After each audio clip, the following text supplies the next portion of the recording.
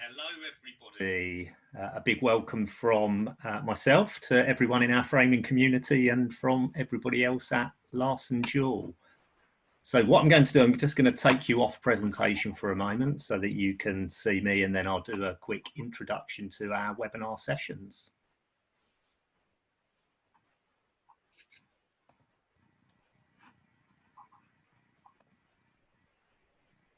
Okay, hi everybody.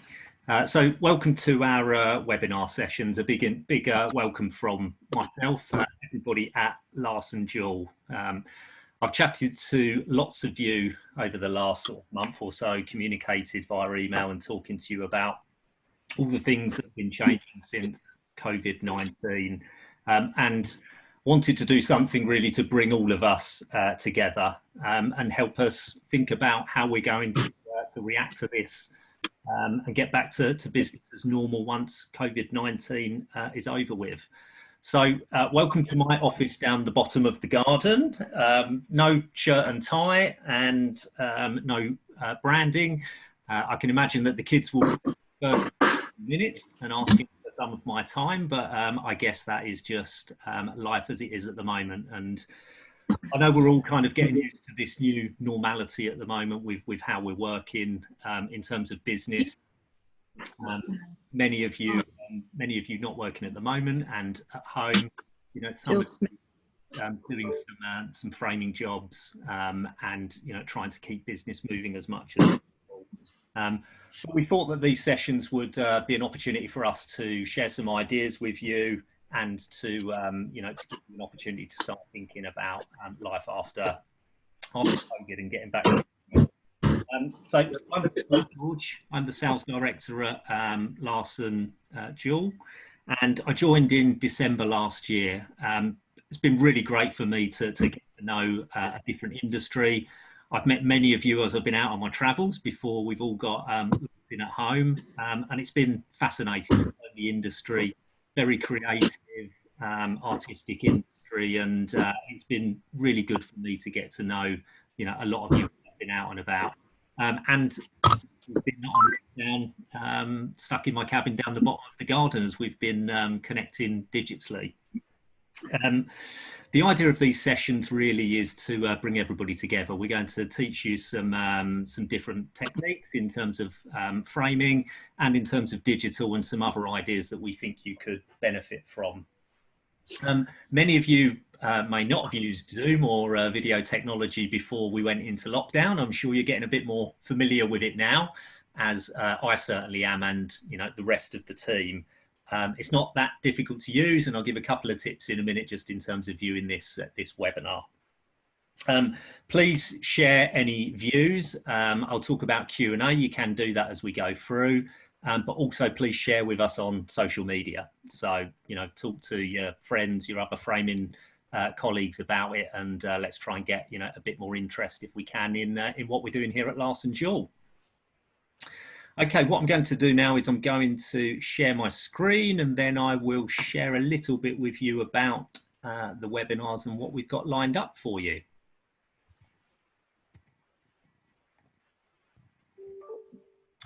Okay, so first of all, just a little bit of best practice in terms of Zoom.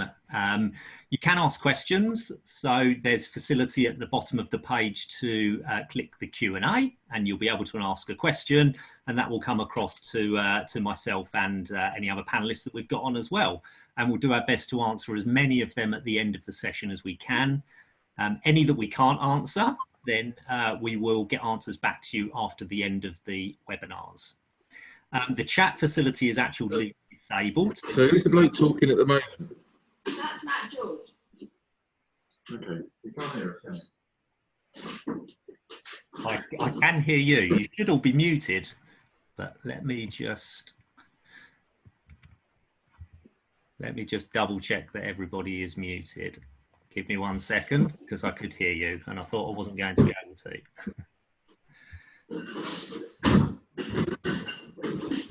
This might help improve the audio as well.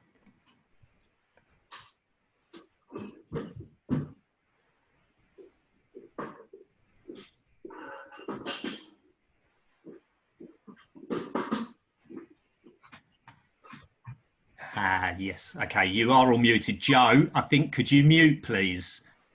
Because you're a co-host with me on another session, you're a panelist and you're unmuted. That's why. So if you could just mute for me, then that will help. Thank you. Okay. Good, right, so let me share my screen with you and then we can just get back to where we were. Okay, so everyone will be muted when they're entering the meeting. Chat is disabled, so you can't actually have chat facility on there between us, and you can raise your hand, but you can't actually chat. So that facility is not going to work as well. And as I said, if you want to ask questions, then please do via the Q&A, and then we will answer them at the end. Okay, so what do we have lined up over the next week in terms of the webinars? Well, today's session is going to be all about digital. So I've got, pleased to say that I've got Manny, who's going to be joining us from our team out in the US. And Manny will talk you through today lots of techniques to frame your future digital, give you some ideas about using websites, using digital marketing, trying to dispel a few of the myths that it's really difficult. It's not that difficult, and we'll try and give you a starting point to help you get going for those of you that haven't done it before. And for those of you that do use it already, then there should be a few tips in there that you could use as well. Tomorrow we've got John Price from Handmade Framing and Gallery. Now John will be joining us to talk about some framing masterclass. He's helped us before at Larson-Juhl. He's a friend of ours here. He's provided some good masterclass videos before, and John's going to walk you through a session tomorrow to share some of the techniques that he does amongst us as a framing community. On Friday, we've got a Selling from the Design Bench session, which will be myself and also Joe, which is why we could hear Joe earlier on, because Joe's actually set up as a co-host. So Joe from the Framing Lot will be helping me as well. And we're going to talk to you about some selling and sales techniques to give you a flavour of those, and talking a little bit about, you know, in terms of what you do in the store and how you go about selling to customers, the aesthetics over how your stores may look, and also talk a little bit about life sort of post COVID as well, and some of the things that we'll have to do to try and adapt there. So that should help. Then next week we've got Graham Perryman. Graham's from Dragonfly Framing, and Graham will be helping us on Monday to look about how you create your USP, your unique selling point, give you some ideas about how you can be different and thinking about life after lockdown. And then finally, next Tuesday, we'll end with a session from our accountancy team, MHA. They're going to be talking to us about business continuity. So, you know, I know many of you are getting the support from the government at the moment in terms of job retention or some of the loans and the grants that they're handing out. Well, our guys from MHA Accountancy will do a session to cover any of those things, and you'll have an opportunity to ask questions there as well that we can field at the end of that webinar. Now, all of the webinars will be recorded, so I am recording this one at the moment, and those videos and the presentation slides, so any content that you want to refer back to after the webinars will be available and uploaded onto our Larson-Juhl website, and I'll provide everybody with details of how to access that after the webinars, along with a survey to get your feedback on what we're doing for you. One more thing to say as well, just before I hand over to Manny, is that I've been chatting to Joe and some of the guys at the Fine Art Trade Guild, and we will be enabling you to get CPD program certification points towards your Guild Certified Framers certificate. So you'll get 2 self-led CPD points for viewing the webinar. As I said, they'll be uploaded onto the website, and then there'll be questions to complete after all of the sessions have been downloaded, for answers to be provided back for verification, and then you will receive points towards that, which is good news. Okay, that's it from me for now. So I'm going to stop sharing my screen, and then I'm going to hand over to Manny to cover off all about digital. All right. Thank you, Matt. Good afternoon, everyone. Matt, and thank you for the opportunity for me to speak today. And as Matt articulated a little bit, Manny Walia from the Larson-Juhl family from North America. And today we'll talk about digital and how we can utilize the digital tools we have online, through social, through email, to really, target our consumers and build our industry and continue to build this industry, especially in this situation we're in with the COVID-19. First of all, I hope everyone is safe and healthy and your family's doing well, and we're all still together. Can everybody see the slide presentation? Yes, Manny. Okay. All right. Perfect. So, when we talk about going from a retail store, brick and mortar store to online, there's three kind of high-level strategies that we can kind of look into in taking the traffic and driving that traffic online, right? The first is, trying to execute your shopping campaigns on Google AdWords. And for the ones who don't know what Google AdWords are basically purchasing of target words that you can do through your Google, and it's paid by you, pay as you go. So it really depends on how much you want to pay, invest, and what words you want to target. But what this does is it helps drives consumers to your website or social channels based on those target keywords. The more clicks or more awareness you want to show and display, the higher the payment amount you have to do per click. The second thing is to implement your remarketing strategy. In typical marketing, digital marketing, it's always a one-way kind of funnel that most people do, right? They send an email out and they hope that somebody has received the email, read the email, or they send a blast out through a website banner or through a social banner, but you really don't see the full journey. The goal of this is really to understand that journey of that consumer, right? To make sure when you send some communication out, we want to be able to track how they're behaving to that communication. Are they opening it? Are they reading it? Are they clicking it? And you want to see that entire funnel coming back to your website so that your brand is actually growing as well to the consumer world, not only your content. Okay. And then the content is the key. The first impression makes the last impression is always there and it will always stay there. And it's specifically really relevant into the digital world. The biggest thing is digital changes really fast. It's a speed to market type situation. And if the content is not relevant or sticking to the consumer, they quickly change and adapt. And so we want to make sure that we're always changing and adapting to the behavior of our consumer market, especially in the framing industry. So in a typical way, right, when you're at your store, at your home, think about your consumers that are coming into your stores. Think about all the orders that you've placed or you've fulfilled and the creativeness that you've done for your customers in the past 12 months or in the past 9 months or even the past quarter. Could you answer these questions? Which type of customers are likely to have their personal moment? So the ones that are coming in, can you segment those? Can you understand if they're millennials, Generation Zs? What type of other family, male, gender-wise? How do you segment those?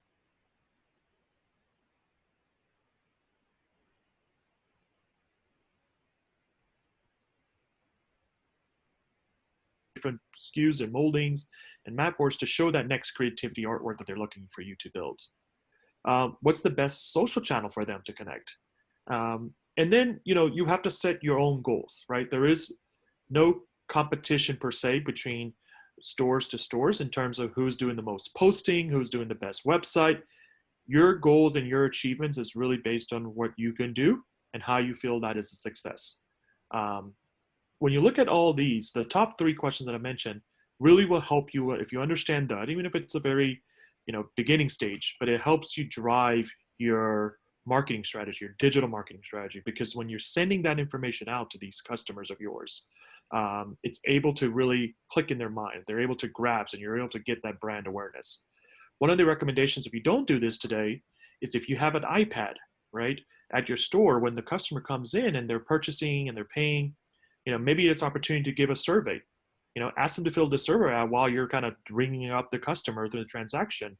It's a quick 5-question survey you could take, and that data can be collected to help you make the right marketing decisions in the future.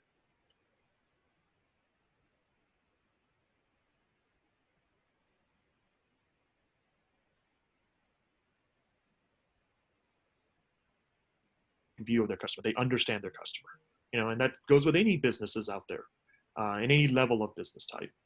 But when you look at the customer segments, customers from a survey perspective, only 37% truly think that their retailers understand them. Most customers believe that the retailers are either spamming them or sending invalid messages. And I'm one of them. I do get some of those emails that are really invalid for me. But and on top of that, only 44% of retailers are willing to say that they know the 5 Ws. And what I mean by that is who my customer is, where my customers coming from, why my customers coming to my store, when are they coming? They're coming to my store, and for what, right? So when they're able to understand all those fives, it helps that whole relevancy of the marketing standpoint. So again, when you look at digital, right, the behavior pattern between a gender also matters, between a male and a female shopping perspective. And again, I don't know if this necessarily applies to you as individuals, but this is more of a research done at a global level. Men per se, they prefer buy online, pick up at store. They like the impatientness of the men kicks in where they don't like to spend a lot of time shopping, quickly go to the product, choose my product because I know what I want, and they're able to get out, right? So when you think of that, the marketing aspect, how you attract men or male, it matters, right?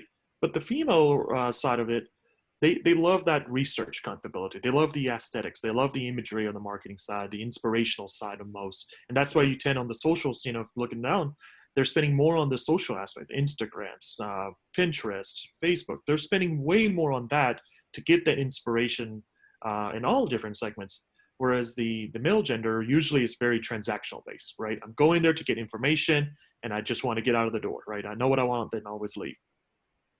So based on understanding the behavior patterns of your segments and your customers, it helps drive the conversion, right? It will eventually take that journey back to you and make you sell more because you understand their behavior and their needs a little more specifically.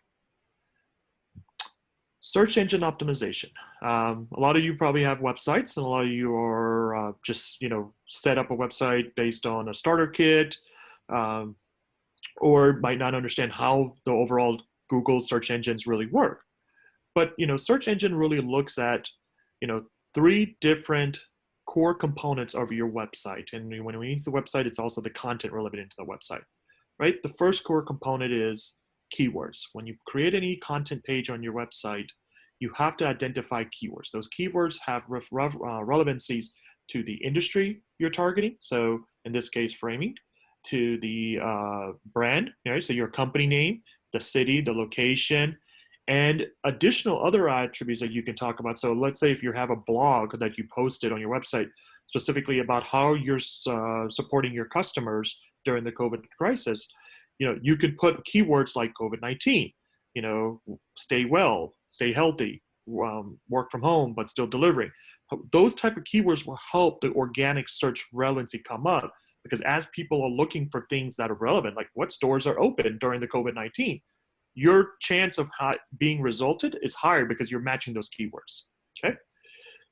Title and subject of the page matters a lot.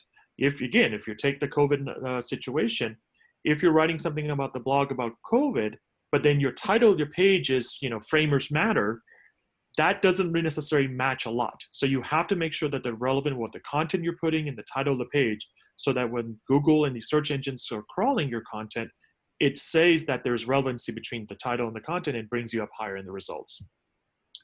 The other thing is inbound and outbound links.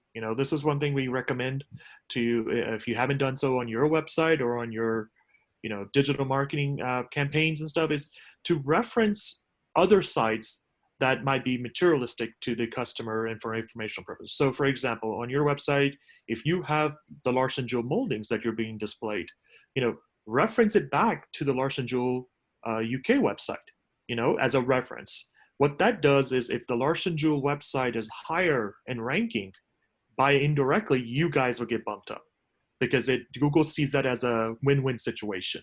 You kind of pat my back, I pat yours. So the more you have those type of reference and outbound, and then people also referencing your website, it helps drive the relevancy of your website, okay? All right. So again, why is it important? By having this, you get that relevancy up in the chain, and then your website gets grower and grower on the results page. So once you have a website, or you already have one, you put Google Analytics. It's something that's it's a free thing that you can add by Google. It tracks a lot of capabilities on your website and behavior patterns. You have to measure what that success looked like. So here's 8 different key components that you can look into, and that doesn't mean all 8 have to be qualified for you, or you want to start with all 8 in the get-go, but you want to start looking at some of this. So the first one is keyword rankings, right? So based on those keywords we talked about earlier, you can see how is Google treating you in those keywords. So if you put framers together, does your website rank on the top 10, on the top 20, or top 100? That will help you understand that. Organic traffic. Organic traffic is things that people are hitting your website through the search engine. So this kind of gives you that ROI. That is your content that you're putting out, the keywords, the title. How is that getting you the best results from driving traffic through those search engines? Average session time is people that are staying on your site. You want them to be really involved in your website. That's the whole point of the website, is to get them into your brand, to understand your store, to understand your services, your creativity, and your offerings. So if people come to your website and they don't really get that messaging, they have a tendency to leave quickly. And that drives that bounce rate, which is basically the time they hit your website and they leave your website. So you want to understand all that, because that will help you change your strategy on content and stuff. Mobile, right? It's a keyword. Everybody is nowadays, the entire world has a mobile device. You want to make sure your website is able to understand, read clearly, use for one on a website. I'm sure you guys went to websites where it's very difficult to navigate on a mobile device, but on a desktop, on your personal computer at home, it's easy. Well, you want to make sure it meets both devices, because people are remote and you want to be able to tackle that. Click-through is, again, on a mobile, how many people are using your website? What clicks are they clicking? What links are they looking at? What products are they looking at? So you want to get that data to really change and emphasize that to that customer. And then your digital brand equity is really the base of your frame shop. How does that look from a digital standpoint, right? There are a couple of sites out there that gives you that.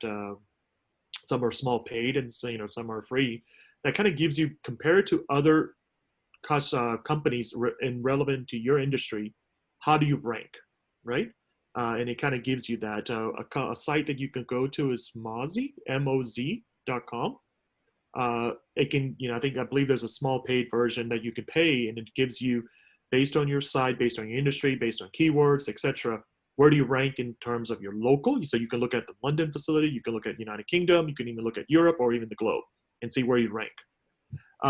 And then returning visitors, right? So who are the people that are coming periodically to your websites? And then who are the ones that are new, right? You want to understand that, because you want to attract new as well as continue to attract the people that keep continuing to your website.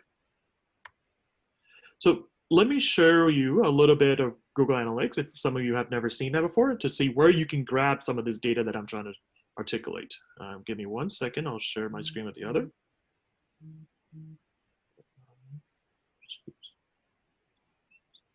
Sorry.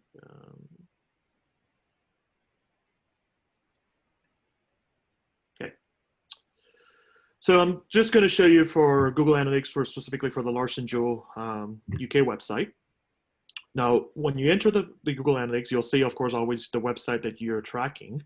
And this is the main dashboard, right? And the dashboard is very configurable, and you can change things you want to see. But if you look at it, you'll see your real-time audience that are users that are coming in for a period amount of time. You can change 7 days, 24 days, today, for example. Active users that are on a website, right? So currently, as we're talking, there are 13 people hitting the Larson-Juhl UK website. Along with that, you get to see, the time. So your store might be open from 9 p.m. to 6 p.m. or different time, per se. But you want to understand the volume that people are coming to your website. Do you see more people coming after hours? Do you see coming, weekends? So that can help drive what messaging you want to put on your website to attract those customers that you're seeing a lot of hits on your website. Where are they coming from? Right now, at this level, it's a country level, but you can definitely drill down to United Kingdom or to the European market, and see, okay, what region within the United Kingdom, for example, are they coming from? And then eventually get down to the city level. And then traffic, right? So like we talked about, are they coming through social channel? You do a post on Facebook, Instagram, are they driving that way? Or are they coming directly on your website because they know you and they know your website, or through organic, through search engine?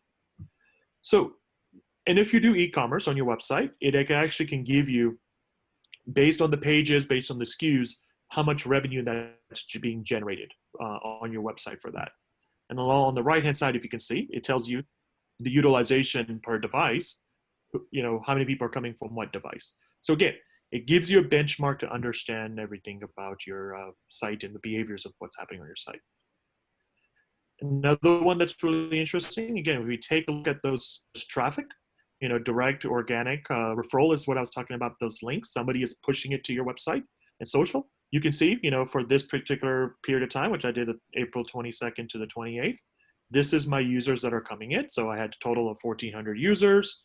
Out of that, 950 users or so were new users, right? So what that new means is these are people that went to the website, that have never been to the website, and either they're just browsing, or they're doing transaction, buying, or looking for information. Maybe they came to see it and click on this, webinar banner. But it tells me that information that would be interesting to know and how to understand. Okay. The last thing I just want to show you again is through social. By looking at these social engagements, you can see that, in the orange shows me how many people came to the website for a given day. And then the blue tells me how many out of that percentage were through social. So if you look at April 8th, 400 people came in approximately. One person came in through the social channel, right? Path. And then you can click on a social and see, okay, well, 33 people came in during this time period from Facebook. So it helps you understand who's coming, what events are getting clicked, what social campaigns that you're trying to do and market is working or not. Okay. All right, let me go back to the deck.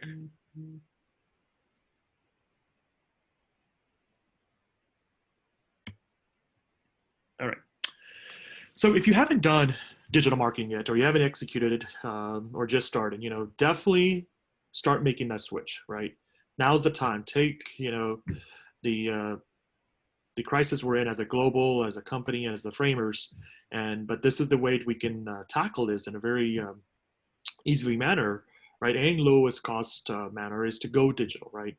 The easiest way to track and connect with your customers is through the digital way, especially when some of the stores and retails are closed due to the crisis. So, if you look at just quantitative data, right? Over the years, right, 160% of typical, spend for traditional marketing has dropped, right? But 20% of digital has increased. So you can see the weightage that it is growing tremendously on people investing the money that they usually invest in flyers and banners, any type of marketing material that you do, post or physical, to the digital aspect.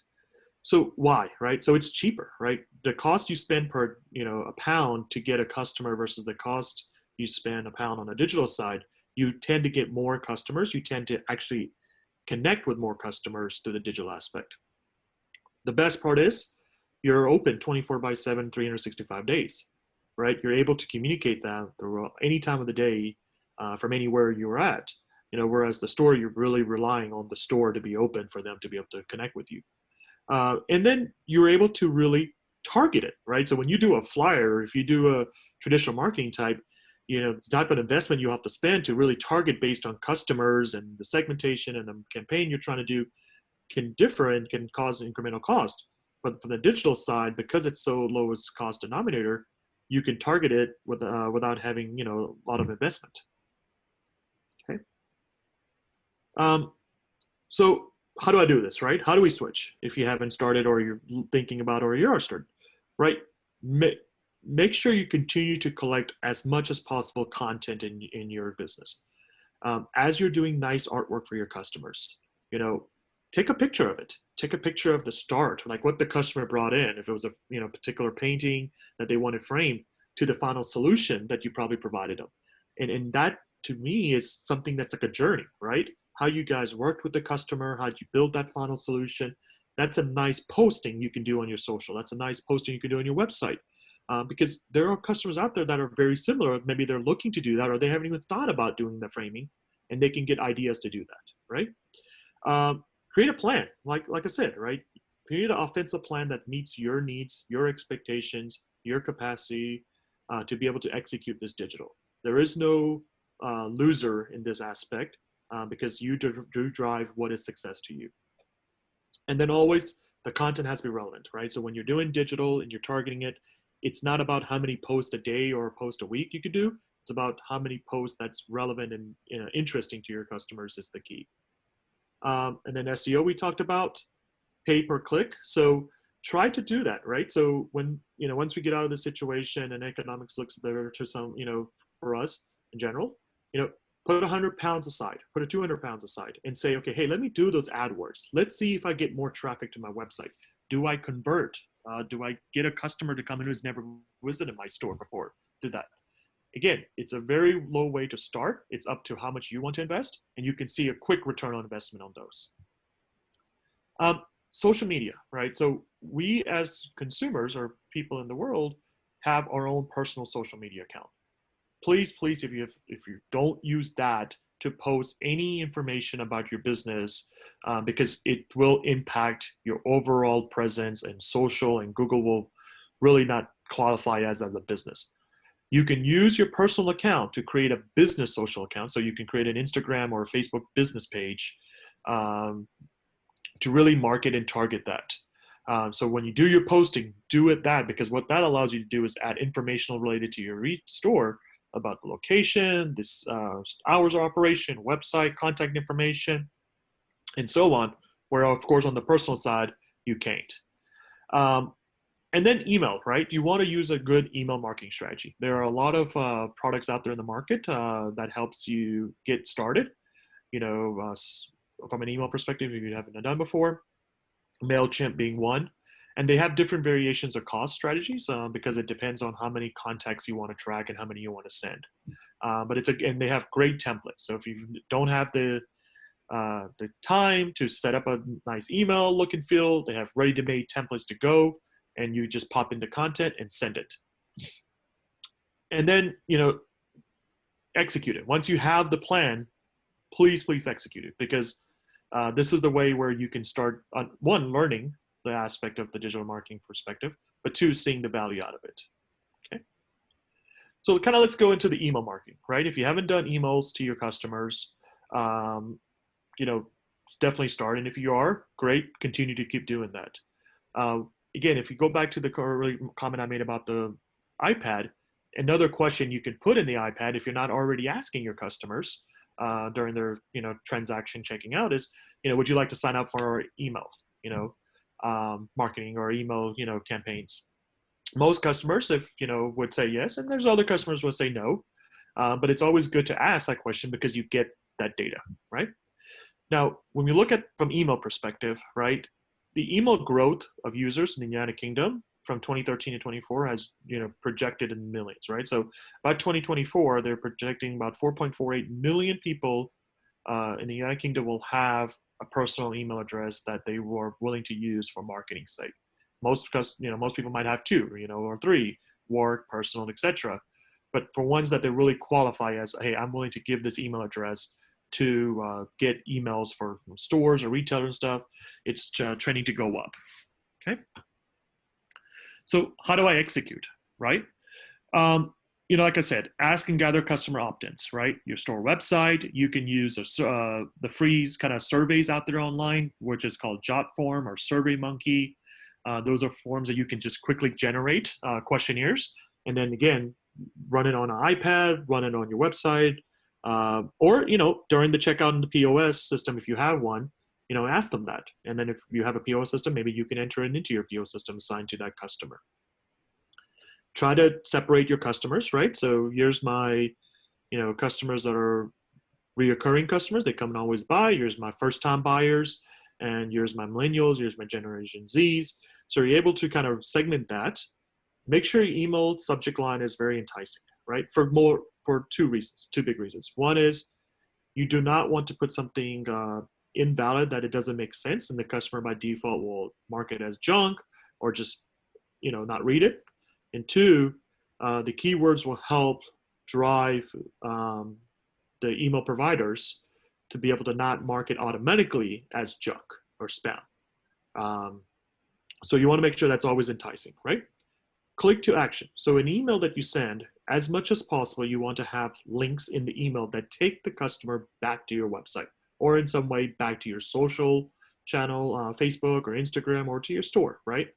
You do not just want to just send an email, and sometimes you do, but in most cases, you don't just want to send an email that is just a very informational, read-only kind of email, because in those days, people get bored.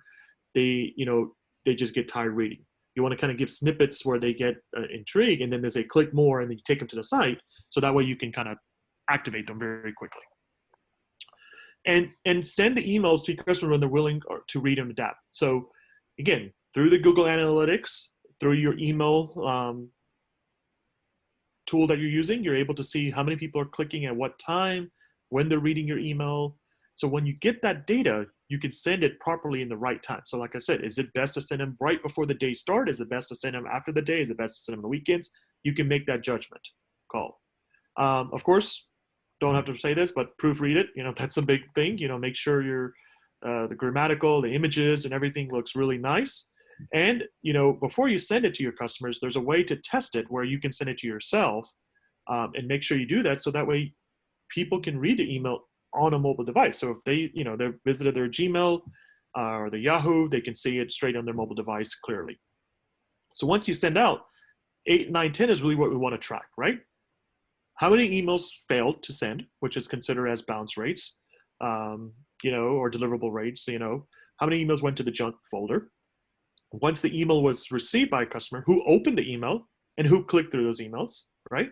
So that will help you drive potential marketing and automation perspective, okay? All right.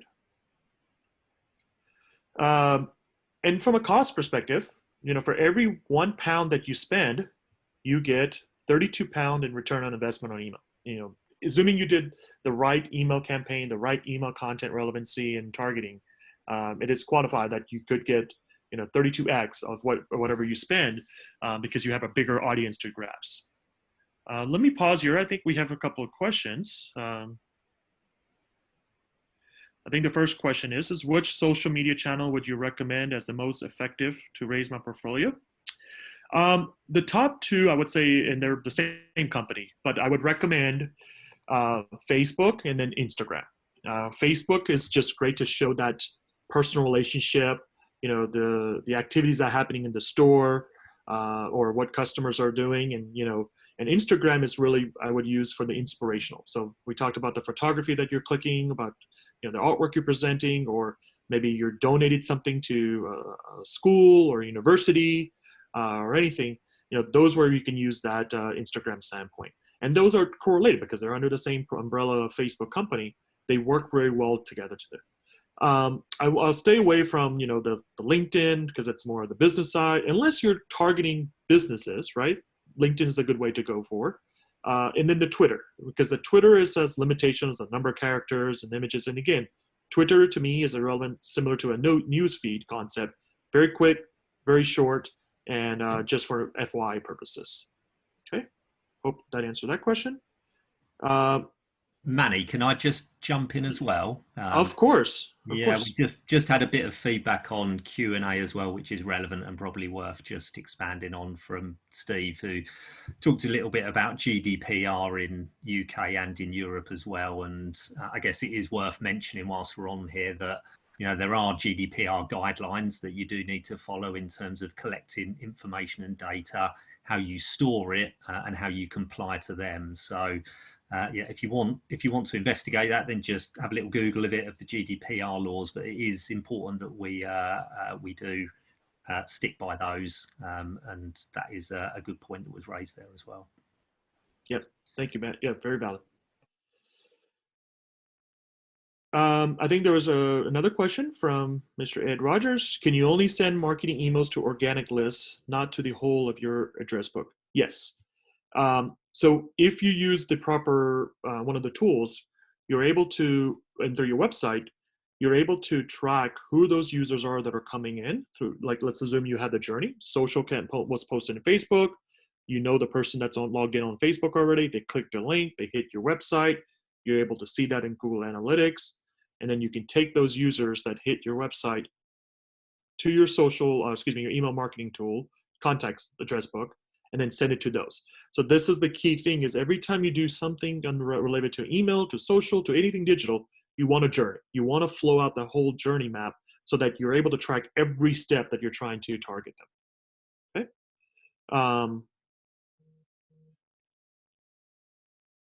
What are the APIs when you're looking at digital analysts?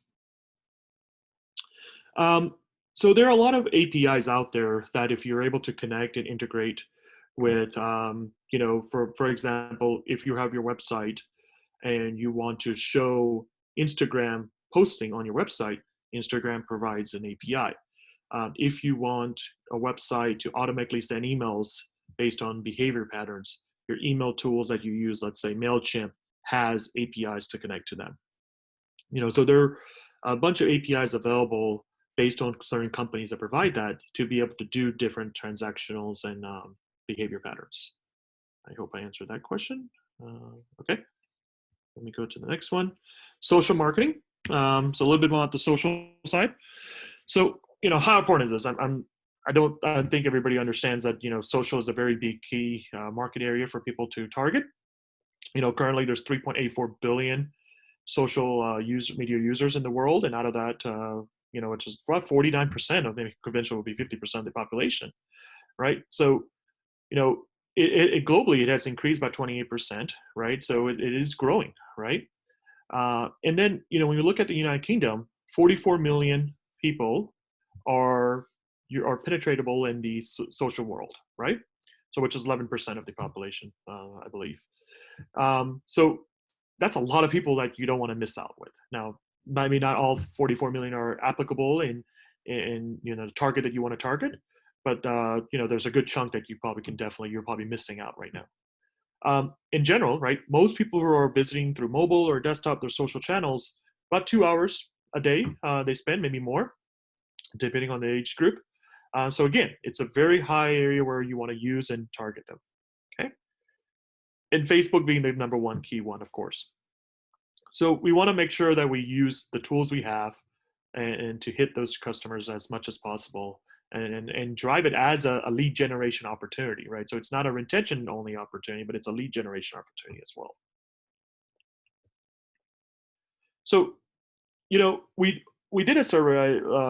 I did a survey, about a couple of years ago, prior to Larson-Juhl, but I think it's very relevant, and I wanted to just show that on, what does millennials think about, their favorite mode of communication, right? How do they really think when it comes down to social media, when it comes down to engaging that retail or store? So here's some of the comments that we got from surveys from real millennials, right? One person was like, social is like my personal professional advisor, right? They use social to drive their behavior patterns more than anything else. This particular person was saying, if I need help, I'd rather not come in if online is available. So again, if you have the ability to do Facebook chat with your customers, again, business side, not the consumer perspective, or meaning personal side, excuse me, online chat on your website, if you're able to do that, that enables them to have an easy way to doing business with you versus having them to rely on physically come in your store. Okay. Here's another one. Millennials trust each other's content and material more than sometimes they trust retailers, right? Because in their view, retailers sometimes tend to have a lot of, invalid content or over-exaggerated content, let's say, when they're posting. So the way to track this relation is target your millennials properly. You target the millennials, it's a domino effect. Millennial will attract another millennial. Another customer was, I'm very inspirational, right? And decide based on photos and content. I don't decide mostly on the price or the quality or the location of the store. I really decide on the inspirational information that they're providing and if it really meets my needs. And then humble, right? We want humble retailers who are honest and trustworthy and really understand us, or some of the comments that they've made. Okay. So here's the question, right? Who's on first? Is it millennials or is it Generation Zs? So Generation Zs are the ages of 0 to 19, right? And right now, and they're about 25% of the population, and they could make it to 33 by the end of 2021. So they already, as of today, outsize our millennial generation by 1 million people. And then most of their parents, 46%, as you can see, are millennials, right? So the difference between the millennials, the baby boomers, and the whole Generation Z is Generation Zs have, they're very technology intake, and they have more than one devices by default. Some are, I know my son and my daughter, they have three: an iPad, a computer, let's say, and an iPhone, right? So all three of those, to me, are, as a business, are touch points to them, to reach out to them, to engage them through different ways. So here's an interesting thing, right? Huffington Post did a survey, and what they came out with was 25% of the Gen Zs, or 25% of the economy, they influence. The Gen Zs does, and 93% of their parents, right, agree that the Generation Z influences them. So if you are able to target those guys, right, through their school, partner with a school, doing something in terms of after school activities, footballs, for any of that perspective, rugby, if you're able to do that, golf, any of those sports, right, to really show how your frame shop can really help those team pictures or anything like that, it can attract it in that way, and then they can drive the awareness back to you guys. Okay. And then how do they buy, right? They're price conscious. More than millennials and the other generations, Gen Zs are very price conscious. They're not brand or retail loyalists. So what do they mean, right? So if you think that you're going to attract them because you're the cheapest framer, in the city, that's not the right thing that they're going to come to, right? And maybe there will be some buyers that come that way, but in most cases, they're not like that. They are more, willing to switch brands if they don't feel that connection, right? They want to feel the connection with your store and make sure they understand that, or they feel that you understand them. And if once you kind of get that connection, price and location is a lower priority in their mind, because they feel that they, have that somebody's voting for them, or let's say rooting for them. Okay.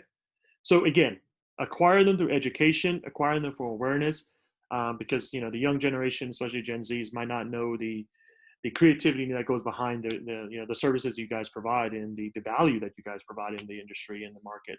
And that's where we have to use social and email and website to drive that awareness. Okay. So again, 8 quick key takeaways. Continue to curate your content, right? Always review what content you have today. Always create new content when you have time. Never stop doing that. Monitor and analyze your analytics, right? Look at Google Analytics if you have it. If you don't, add it to your websites. See the analytics that Facebook Business provides, that Instagram provides, so you can see how that can react and behave. Start gathering data as much as you can of your customer. If you already have data, look at your POS system or anything to see if you're able to slice it and segment it based on the type of customers that came in and what they bought. Don't be afraid of competition in general in this perspective, right? So if you see other businesses similar to us in terms of the size, or other competitors in different regions doing something different related to digital, it's not a ding on you itself. I use it as a learning curve to be able to say, oh, that's a gap that I'm not doing. Maybe I should look into that and potentially do that, right? Don't be reluctant to change. I know digital is something that is definitely scary sometimes, especially if you're new into it. If not, you're more on the receiving end and not necessarily on the execution perspective. But don't be scared, right? There's no loser in this aspect. You go as how you feel, and you determine your success. Connect through your community outside traditional marketing. Work through your local community providers. If there's a way to partner with them to really brand your brand, and then use digital to drive that. Can you stay with the youth? And then, of course, leverage what you know today, right? Continue to know what you learn and focus on that. Okay. So here's a little thing about, we built a little kind of like a step-by-step, Larson-Juhl did, chart on how to go online, right? And how to make your business profitable online per se. So if you don't have a website, get a website. And here's some of the things that we recommend, some of the free components you can do. You can do a WordPress. There's you can do WooCommerce that does e-commerce, or Magento does e-commerce. There are free versions out there. And then Google Analytics, email providers. There's MailChimp, Constant Contact. And then there are higher end is like Marketo and Shopify. If you have an e-commerce, you can do on Shopify. And then go with the social media, like we talked about, Facebook, Pinterest, Instagram, and some hints and tips about how to post and when to post, scheduling. And make sure that your store is on the local listing on the Google My Business page. So if you search your name on Google, your store name, your frame name, excuse me, does it come up? Does it show up your address? Does it show your website? Does it show your hours of operation, your telephone number? If it doesn't, you can reach out and update that in Google so that they have the right information. Okay. And then make sure you follow your branding rules, right? So based on your color theme, your style that you want to present, everything should be relevant and the same, right? The way it's that whole journey matters, from social posting to website to in-store marketing, all that should be tied in so that when somebody hits any of those channels, they feel that they're in the same brand, right? They feel in the same shop. And then again, the inside the shop and curb appeal, make sure you have inspiration that's on the window. And of course you, start the creation of the content as we talked. Any further questions? Thanks, Manny. That was great. I think we've got a few more on here that we've had come through on the Q&A. So I'm just going to have a little look at some of the other ones that we've got. I've got one here from Creative saying, as a small business with little time to put to social media, what 3 things would you advise me to do and concentrate my efforts on? The must-does. So I would say focus on the social media to get people to understand that even though during this situation we're in, the crisis we're in, you're still here for the consumers. You still want to take their inspiration that they have, or creativity that they have, that you want to help them. Here's an idea, right? So everybody's at home, and because of this, there's been a lot of family time that most people don't really get to do. Game nights, movie nights, all at home now, right? So maybe there's a way to market them, say, hey, take a photo of the best game night you had, and we're able to frame it for you, right? Print it and frame it for you, if that's an option. So these are ways to really entice them to do, even though they're stuck at home, they can still engage you and use you guys to help that understand the framing concept and stuff. I don't know if that answered the question, Matt. Cool. Okay. Thanks, Manny. And then we've got a couple more here as well. I've got one asking about what risks are there from hacking a website, and what protection do you need? Yeah, so there are lots of risk when you have a website that could potentially happen, and that's why you have to make sure that you have the right technology platform that you're using. And like we mentioned, some of the WordPress and all that, they're right, but they came to have vulnerabilities like any website does. The best thing to do is make sure that what content you're exposing to your consumers or the customers hitting your website is not confidential information, such as credit card information or personal information like address or email address of the consumer, like especially if you're doing a transactional.